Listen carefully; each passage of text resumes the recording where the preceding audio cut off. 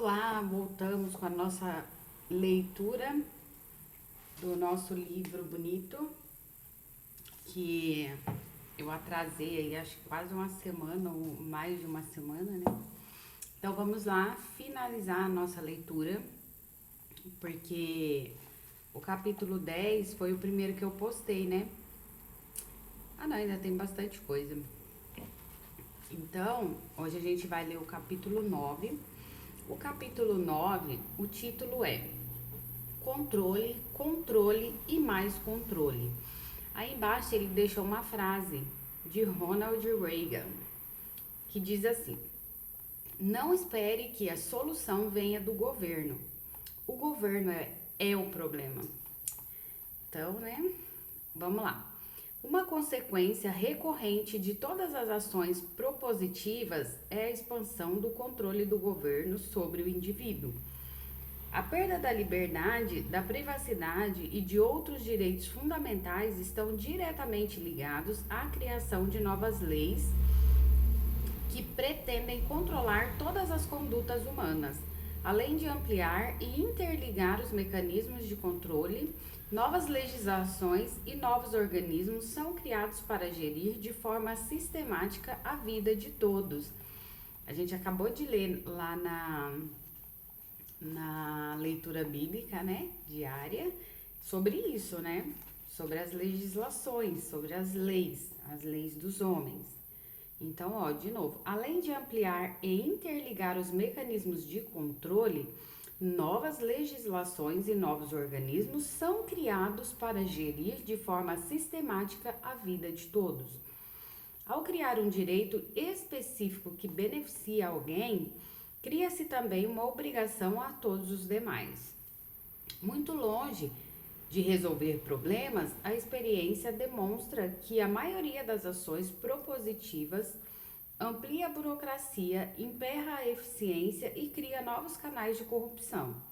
Uma única lei responsável pela contratação de centenas de pessoas, às vezes milhares.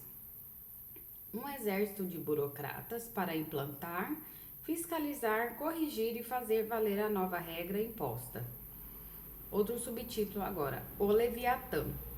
Tem a opinião, retirada da observação da realidade da história, de que todos os problemas sociais, ou pelo menos sua imensa maioria, são oriundos de um gigante cruel que devemos manter adormecido o máximo que conseguirmos. Já que sua morte nos é impossível. Esse Leviatã, que cresce sem parar, alimenta-se de si mesmo e se hospeda sem convite em todas as instituições, todos os órgãos e, se não tomarmos cuidado, o ritmo que anda estará dentro de nossa casa em pouco tempo. O Estado, o Leviatã da modernidade, o monstro escondido por trás de toda a burocracia, nas leis, nos gabinetes e salas de reunião, no fundo de todo o envelope e no rodapé de cada memorando, está se tornando incontrolável. Enquanto as pessoas não se desvencilharem do hábito covarde de recorrer ao Estado para resolver os seus problemas particulares, o poder desse monstro não deixará de crescer, alimentando-se inclusive de si mesmo. Muito fácil perceber o monstro, mas difícil enxergar quem segura a coleira. Uma destas mãos certamente se encontra na simbiose entre o poder governamental e as corporações privadas, que nada mais são do que extensões das grandes fortunas e seus tentáculos. Um exemplo óbvio desta obscura relação é o prédio da ONU. O prédio da ONU está sobre um terreno da família Rockefeller. Outro é o caso do Houghton House, um palácio no sul da Inglaterra, herdado por Lionel Nathan de Rothschild e cedido à RAF, Royal Air Forces, que hoje faz dele um de seus centros de inteligência e treinamento de altos oficiais. Esta mistura confusa e promíscua de poder privado com poder público não é exclusividade dos ingleses e americanos. Em outros países, iniciativas dessa espécie são incentivadas, como é o caso das parceiras público-privadas tão festejadas no Brasil. Outro subtítulo: a internet. Por integrar tecnologia, costumes, comunicação, a internet ocupa uma posição de extrema importância no mundo atual. No panorama internacional, representa a principal ligação que permite a globalização e facilita a homogeneização da, entre aspas, aldeia global. Sem a rede mundial de computadores, a NOM seria muito mais difícil de ser implantada. Mesmo sendo muito anteriores à internet, os planos totalitários atuais se utilizam dela para expandir seu poder de difusão e controle. Paradoxalmente, no entanto, a internet criada pelo Pentágono como ARPANET, que é uma sigla que quer dizer, entre parênteses, Advanced Research Projects Agency Network, fecha parênteses, um programa de comunicação militar de alta tecnologia, transformou-se no veículo principal, muitas vezes único, de quem pretende conhecer a verdade que estes mesmos organismos escondiam.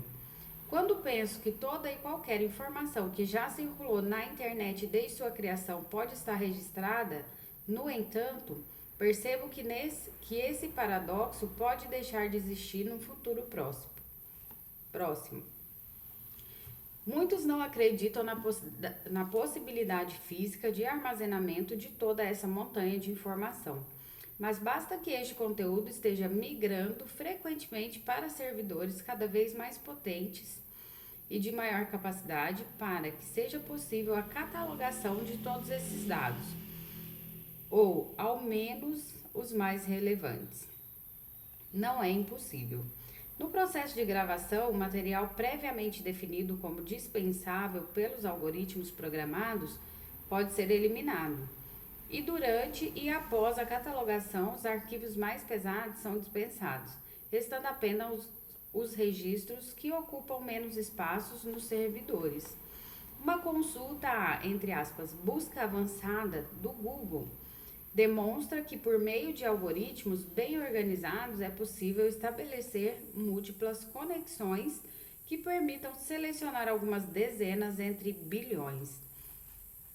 Se esta capacidade de busca e classificação que cruza bilhões de links para chegar a resultados muito precisos está disponível em um buscador gratuito, o que imaginar dos poderosos softwares desenvolvidos exclusivamente para espionagem? Se o Google Earth nos permite ver imagens incríveis gratuitamente, qual não será a definição de imagens que dispõe o Pentágono? Se o Google consegue tanta informação, qual não será a capacidade de espionar dos softwares desenvolvidos para os supercomputadores dos serviços de inteligência? E qual seria então a capacidade atual do Carnivore? Por um lado, a internet é um meio de conhecer os fatos ausentes da imprensa, por outro, é um registro de todas as atividades e um incrível banco de dados sobre possíveis dissidentes. Diante desse paradoxo, acabo achando que a internet, mesmo sendo uma janela para o conhecimento, é na verdade uma arapuca e que logo vai se fechar. Então, é aí que surge, né? Facebook, TikTok, nem sei se pode falar essas coisas. Essas redes sociais aí, né? Onde a pessoa coloca todos os dados dela lá. Quantos filhos tem, quem é o marido, quem a cidade que mora, quando você marca lá, faz um check-in e bababá. Ou seja, é só informação que se alimenta. Mas nada a ver, né? Então, outro subtítulo, Carnivore. Logo no início da internet comercial, surgiu um assunto que depois foi esquecido completamente. O Senado americano rejeitou uma proposta de criar um software controlador da internet. Esse seria chamado de Carnivore e teria a missão de patrulhar em tempo real e-mails e sites em busca de terroristas virtuais, adeptos entre aspas, discursos de ódio, fecha aspas, racismo e outros subterfúgios comuns à dissimulação. Não tem os fact-checks. Mesmo rejeitado pelo Senado e criticado em alguns casos, em alguns cantos escuros, nunca foi abertamente debatido. Logo após essa discussão incipiente, o assunto desapareceu por completo da imprensa, mas consta que chegou a ser utilizado pelo FBI a partir de 1997, com outro nome, sendo baseado numa plataforma desenvolvida pela Microsoft e posteriormente em 2007 substituída por um software de uma empresa subsidiária da Boeing chamada Narus. Outro projeto que pode ter sucedido o Carnivore é o Echelon, uma rede de softwares, hardwares e antenas capazes de rastrear servidores, linhas telefônicas e satélites. Outro subtítulo: A Besta da Bélgica. Mesmo que a iniciativa do Carnivore tenha sido de fato abandonada, como diz a versão oficial, suas ideias permaneceram, multiplicaram-se e aperfeiçoaram-se com as novas tecnologias. Supercomputadores estão sendo utilizados para catalogar os seres humanos de acordo com um perfil muito detalhado que cruza todas as informações disponíveis desde o surgimento da internet. Um desses supercomputadores, o Brussels Electronic Account Surveillance Terminal, abre parênteses, o significado, né? Terminal de Vigilância e Contabilidade Eletrônica de Bruxelas, fecha parênteses, BIST, na sigla em inglês. Ficou conhecido como, abre aspas, a besta da Bélgica, fecha aspas.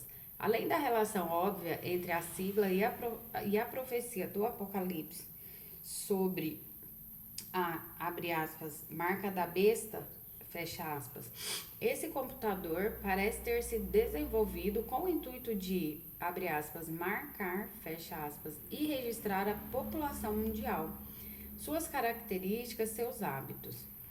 Localizado em um prédio da União Europeia em Bruxelas, foi desenvolvido com o dinheiro da UE e apoio da americana DARPA, antiga ARPA, criadora da internet e conhecida atualmente como referência no desenvolvimento de robôs militares, entre muitas outras áreas de atuação.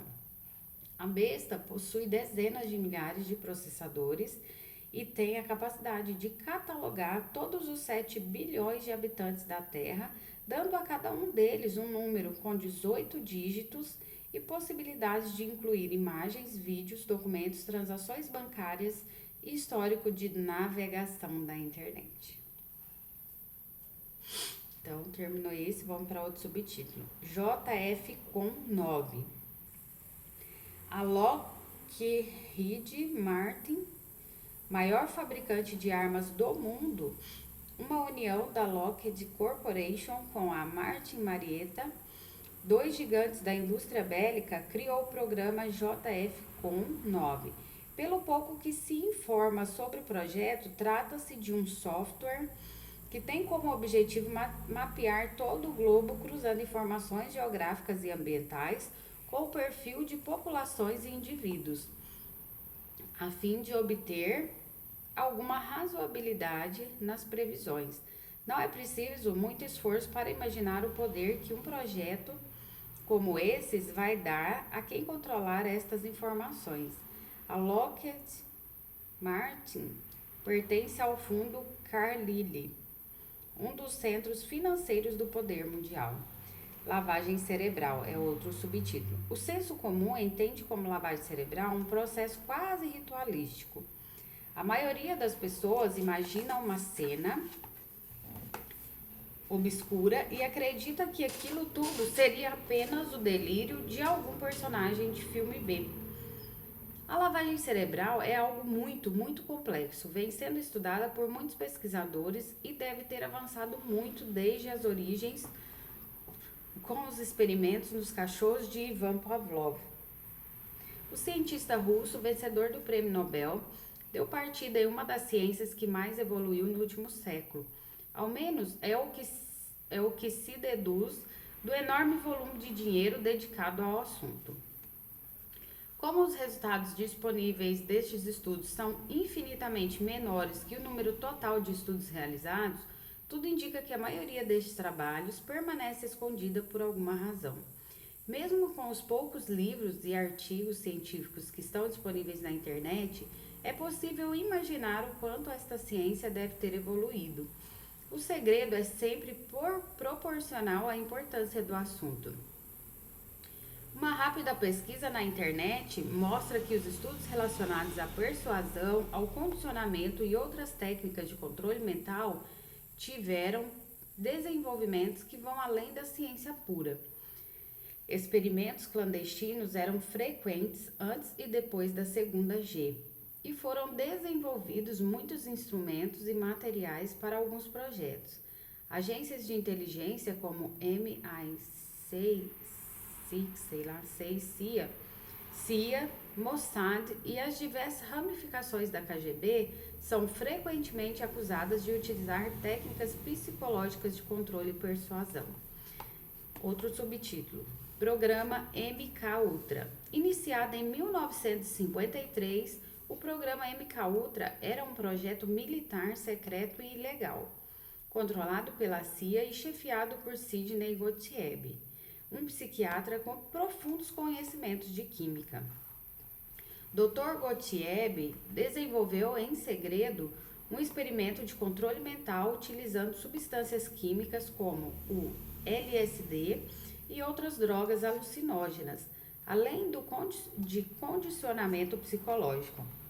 Nas suas próprias palavras, queria, abre aspas, criar técnicas de romper a psique humana ao ponto de fazer com que o indivíduo admita que fez qualquer coisa, seja o que for, fecha aspas. Outro cientista respeitado que participou do bizarro MK-Ultra foi Donald Evan Cameron, um médico escocês que dirigiu o importante Montreal Hospital no Canadá e, segundo consta, suas ideias influenciaram profundamente o Kubark, um manual de interrogatório, submissão e persuasão de prisioneiros utilizado pela CIA.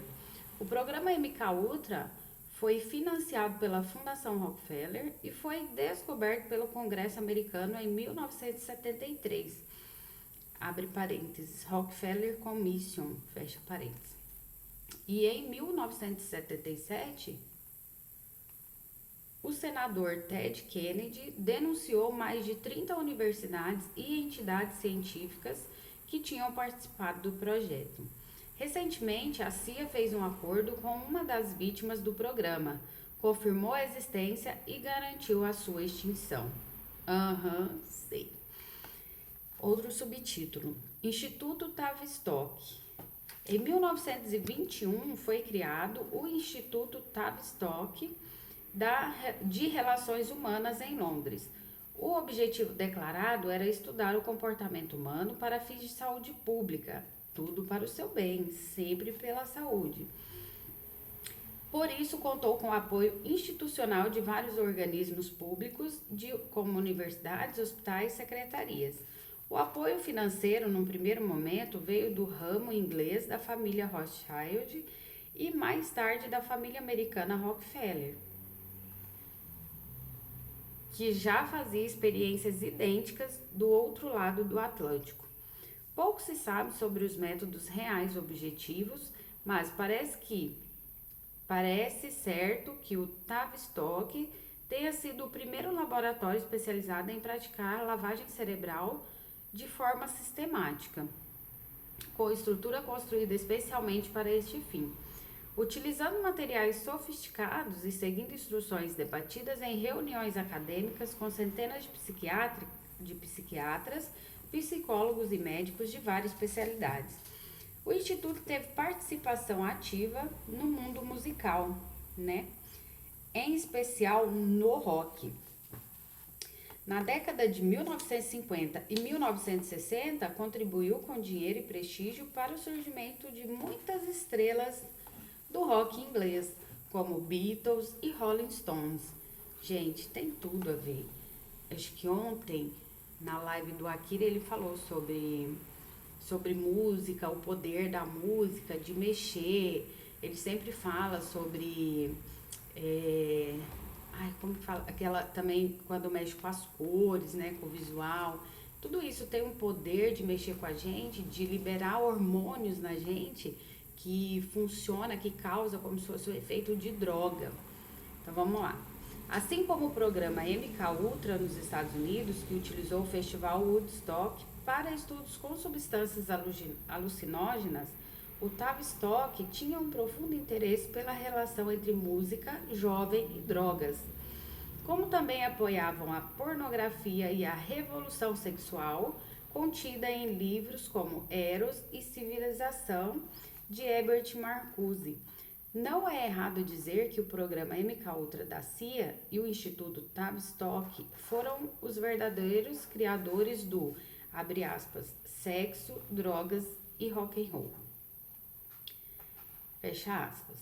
Visando encontrar métodos infalíveis de interrogatório e fórmulas mágicas de controle mental, evoluíram consideravelmente a ponto de desenvolverem técnicas muito sofisticadas, como é o caso da programação monarca, que chega a substituir a personalidade de uma pessoa por outra, fabricada por seus controladores. Além disso, muitas drogas sintéticas foram criadas neste período, sempre com acompanhamento de respeitáveis doutores, como o PhD Timothy Leary, neurocientista e professor de Harvard, que promovia experiências com a dietilamida do ácido lisérgico, ou LSD. Instituto Tavistock é um daqueles tentáculos que só passamos a conhecer quando já não exercem tanto poder. Parece que ainda existe atualmente, mas com um foco completamente diferente. Tem até um site onde afirma uma, abre parênteses, fecha parênteses, fundação, ou refundação. Apesar do fim da Tavistock, duvido muito que o interesse pelo estudo das técnicas de controle mental tenha desaparecido de todas as mentes poderosas. Na verdade, o que vejo é precisamente o contrário. Outro subtítulo: de Pavlov ao Facebook. Como o objetivo é controlar, nada melhor do que as tecnologias que hoje permitem fiscalizar e catalogar o comportamento de milhões de pessoas ao mesmo tempo.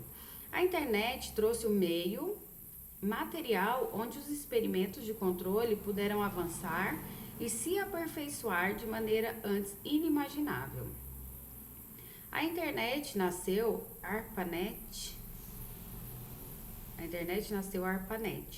um projeto militar norte-americano surgindo nos anos 50 que tinha como objetivo declarado a interligação de computadores militares via telefone. O Pentágono criou um sistema de compartilhamento que sempre deixa rastro. A chegada dos e-mails, dos buscadores, dos aplicativos de mensagem e das redes sociais não apenas ampliou o alcance da vigilância, mas também facilitou a classificação dos usuários. Hoje é possível selecionar o indivíduo por suas preferências políticas, por seus gostos pessoais, o que evidencia o seu nível cultural, sua localização, classe social, idade, time, sexo, estado civil e até questões aparentemente mais subjetivas, como crenças e princípios morais entram na equação. Aplicando a estes dados as leis da estatística e cruzando informações por meio de algoritmos muito complexos, é possível identificar um rebelde entre milhões.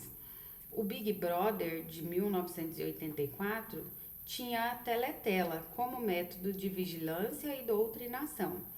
Google, Twitter, Orkut, Foursquare, Skype, MSN, Instagram, LinkedIn, Facebook e outros fazem as previsões macabras de George Orwell se parecerem com brincadeiras de criança. Vírus, hackers, crackers, trojans, malware, phishing e aplicativos espiões e de vigilância de toda espécie são hoje elementos comuns ao dia a dia das pessoas. E ninguém mais percebe que estes são potenciais controladores e, em uma eventual necessidade, podem ser utilizados por quem detém o controle sobre o tráfego de informações. A espionagem praticada por Obama é apenas a ponta do iceberg. Ou seja, né, esse livro que ele escreveu, pelo menos lançou em 2015, ainda tinha o Orkut. Pelo que ele fala aqui, ó. É Orkut. Aí agora a gente não tem mais o Orkut e tem o Instagram, né? E várias outras, né?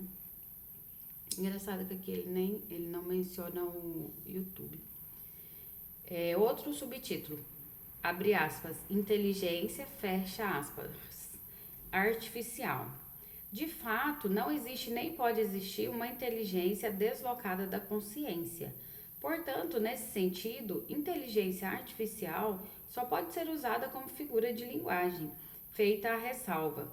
Feita a ressalva, podemos afirmar que o estudo das soluções computacionais evoluiu não apenas a capacidade e a velocidade em uma escala impressionante, mas também levou as possibilidades de utilização a campos outrora inimagináveis. Mesmo não sendo inteligentes, supercomputadores atuais são capazes de reproduzir muitas capacidades humanas com precisão e amplitude multiplicadas centenas ou milhares de vezes. Algumas máquinas já podem criar outras máquinas tão eficientes quanto elas. Nada disso, no entanto, faz dessas máquinas seres inteligentes, entre aspas. Por trás de toda tecnologia sempre haverá a intenção humana, derivada da consciência, e só esta possui inteligência. De qualquer forma, os avanços conquistados pela tecnologia são mesmo incríveis e tornam-se ainda mais impressionantes ou até mesmo assustadores quando lembramos que é uma característica das sociedades humanas desenvolverem suas grandes tecnologias tendo em vista um conflito. O radar, o submarino, a energia nuclear são exemplos de invenções criadas para a guerra, assim como as micro-ondas, a internet e o ultrassom, avião e computador são outros exemplos de produtos civis com origem militar. A NOM será uma ditadura totalitária técnico-científica, que usará de toda a tecnologia visando o controle e a doutrinação. Robôs, VANTs, que significa veículo aéreo não tripulado ou drones, câmeras, sensores, satélites, chips e hardwares de alta capacidade serão controlados por softwares dotados de algoritmos capazes de cruzar informações de todas essas fontes. O buscador do Google, por exemplo, já utiliza algoritmos de busca avançada capazes de manipular, cruzar e classificar bilhões de informações, gerar milhões de resultados, seguindo ordem cronológica de importância, por idioma, por localização e vários outros fatores pré-determinados em menos de um segundo. Imagine alimentar essa capacidade analítica com todas as informações disponíveis na internet e nos sistemas de vigilância. Isso não é impossível. Evidentemente, conectar todas estas fontes a um mesmo sistema é um processo caro e demorado. Acontece que tem gente com muito dinheiro se empenhando neste trabalho há muito tempo. São inteligências bastante humanas e com muito poder. Outro subtítulo. O futuro é uma prisão. No admirável mundo novo de Huxley, os entre aspas, excluídos da sociedade, os selvagens como eram chamados, viviam fora dos limites das cidades, literalmente à margem dos benefícios e também da opressão cotidiana dos moderninhos. Na vida real, não temos esta opção. O isolamento já começou para os dissidentes, mas será apenas um estágio que será sucedido pela eliminação ou encarceramento de todos que resistirem às novas regras de conduta. Diariamente, novas leis estão sendo promulgadas com este intuito. Além da cultura de patrulhamento do pensamento que já foi enraizada em nossa sociedade, fato demonstrável pela quantidade de formulários e cadastro que nos exigem diariamente, o controle sobre as condutas humanas, que já é o maior de toda a história, tende a crescer com o aprimoramento e o barateamento das tecnologias empregadas. Os sistemas de vigilância estão cada dia mais integrados e as tecnologias de que dispõem estão pelo menos 25 anos à frente dos produtos comerciais. Não será preciso muito mais tempo para fechar o cerco e centralizar o controle. As estruturas já foram criadas e boa parte dos sistemas estão implantados e conectados por meio da própria internet. A internet, por exemplo, tem uma janela de tempo para ser útil. Depois se tornará a teletela, de George Orwell. Num futuro não muito distante, as pessoas serão obrigadas a ter câmeras em casa, por, abre aspas, questões de segurança, fecha aspas, evidentemente. Assim como a tecnologia dos sensores de movimento, do tipo Kinect, estará em todos os utensílios domésticos. E todas estas informações estarão centralizadas em um gigantesco banco de dados, operado por softwares de altíssima precisão. Não é profecia, é dedução. Já estamos vivendo isso daí, gente.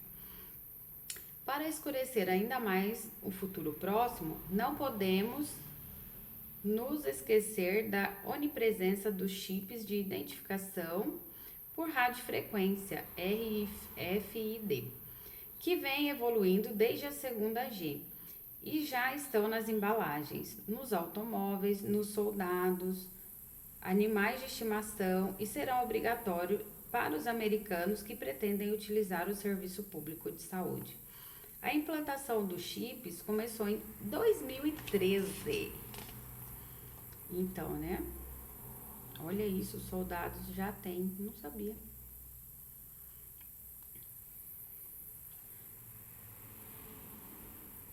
Eita. Então, esse é o nosso capítulo 9 que terminou. Terminamos o capítulo 9. O capítulo 10, ele já tá no canal, que foi o primeiro que eu li, porque na verdade eu ia ler só ele,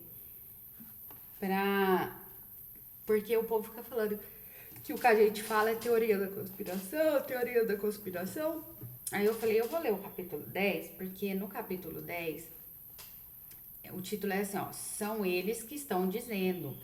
Então, são algumas coisas que os próprios dominadores dizem. Então, para mostrar que não é teoria da conspiração, é o que eles mesmos falam, o que eles mesmos deixam aí para todo mundo saber, e esse fact-check fica falando que a gente está inventando.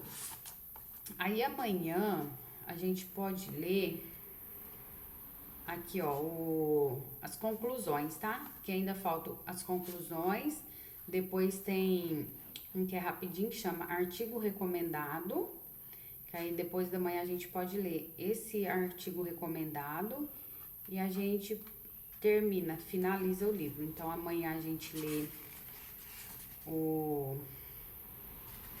as conclusões, que é rapidinho. Aí tem depois, aí depois de amanhã a gente lê o passe adiante e o artigo recomendado. E aí finaliza, tá bom? Então é isso. Um grande abraço. Presta muita atenção nessa leitura.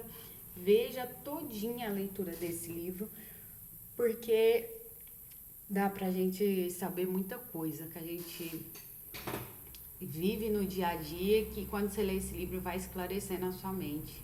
E assusta ao mesmo tempo. assusta bastante, a gente fica meio chocado, mas aí a gente volta lá para a leitura bíblica diária e lembra que a gente ainda não chegou lá, porque faz 7 anos que eu leio, mas esse é o primeiro ano que eu leio fazendo vídeo. E lá, você vai descobrir lá em Apocalipse, que a maioria das pessoas tem medo de ler o livro de Apocalipse, lá você vai descobrir que tem um versículo lá que dá a esperança e te acalenta, sabe? É muito bom ler Apocalipse, é muito forte também, porque a verdade dói e a gente não quer saber as coisas que a gente, as merdas que a gente faz, né? Mas lá é onde dá esperança pra gente não enlouquecer nesse mundo doido aqui, tá bom? Então até amanhã.